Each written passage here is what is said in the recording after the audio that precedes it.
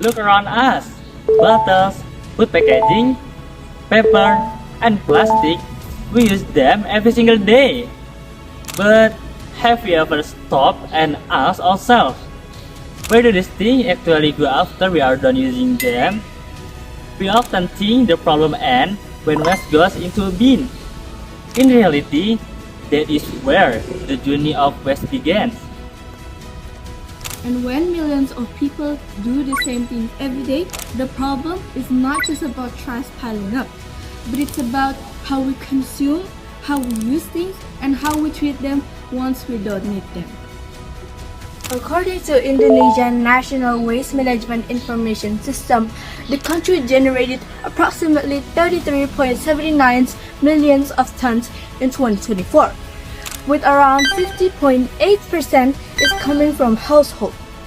This shows that the problem is very close to our daily life. It does not only come from industry or waste facility, but it actually comes from decisions we make every day. What we buy, what we use, and what we throw away. Hello, we are from Al-Hasra Vocational High School. I'm Deva. I'm Giselle. I'm Lutfi. I'm Yusran. I'm Dio. I'm Zlatan. Through our ideas supporting Sustainable Development Goals number 12, responsible consumption and production, we present GENR3.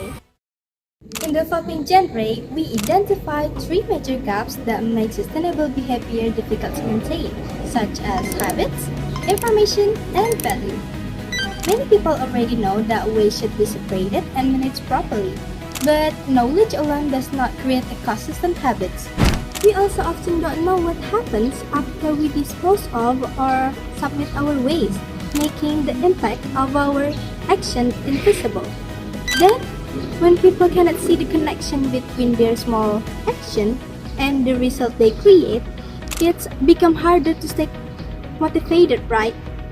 So that's why we believe technology should not only help to solve problems, but it can also help people to understand their habits, make a better decision, take action, and see the impact of what they do.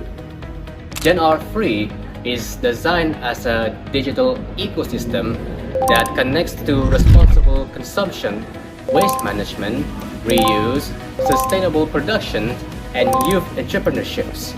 They are not just designed for the user to simply dispose of waste properly, rather, it encourages them to understand what they consume, identify the waste they produce, find ways how to reuse it, and transform them into something useful and potentially viable. So the core of GENR3 is not the number of its features, but how those features help us to create a continuous and sustainable behavioral cycle. For example, when users find a piece of packaging, they can use analysis feature to identify its material and understand how it should be managed. This activity can be part of their personal environmental record, allowing them to recognize the type of waste they practically produce. If an item still has value, users can explore the upcycling section for ideas and tutorials to transform it into a new product. That creation can then be developed through the entrepreneurship space, turning something once considered waste into a product and an opportunity. For us, the success of GENR3 is measured simply by how many people use an application, but by what changed after they use it. From understanding, they begin to separate. From separating, they begin to reuse. And from reusing, they gain the opportunity to create products that can even become economic opportunities.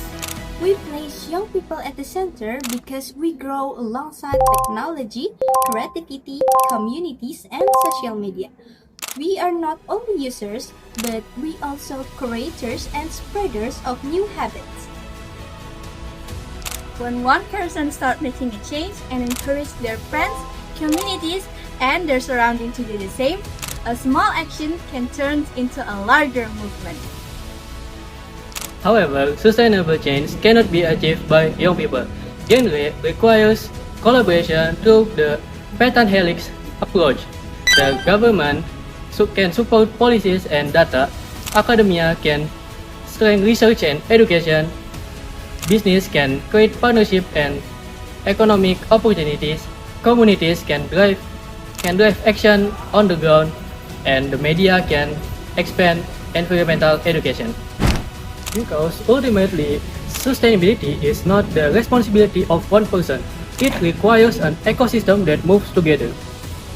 Responsible consumption does not mean stopping consumption, but it means making wiser choices and using responsibly. Because something we throw away today could become a creation tomorrow. And one habit was started today can a much bigger change tomorrow. Because every big change starts with a small step we chose to take today. This is what we want to build together through GENR3. GENR3, konsumsi bijak, create impact.